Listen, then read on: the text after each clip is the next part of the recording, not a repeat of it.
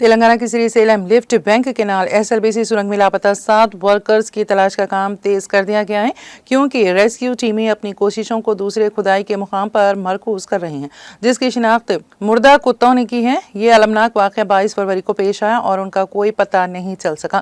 پھنسے ہوئے مزدوروں کے ارکان خاندان میں اضطراب دیکھا جا رہا ہے۔ National disaster response force NDRF SDRF اور دیگر ایجنسیوں کے ٹیموں کے ساتھ امدادی کارروائیوں کی رفتار تیزی کر دی گئی ہے جو لاپتہ افراد کو تلاش کرنے کے لیے دیر تک کام کر رہی ہیں۔ دوسری جگہ پر کھدائی سرنگ کے اندر غیر مستحکم حالات کی وجہ سے چیلنجنگ پائی گئی ہیں۔ دھاتی ملبے، کیچڑ اور آکسیجن کی کمی نے بچاؤ کی کوششوں کو مشکل بنا دیا ہے۔ حکام کے مطابق امدادی ٹیموں نے کھدائی کے عمل میں مدد کے لیے جدید روبوٹک ٹیکنالوجی کو بھی تعینات کیا ہے۔ جیولوجیکل سروے آف انڈیا اور دیگر قومی ایجنسیوں کے ماہرین ریسکیو عہدیداروں اور پھنسے ہوئے کارکنوں کی حفاظت کو یقینی بنانے کے لیے رہنمائی فراہم کر رہے ہیں۔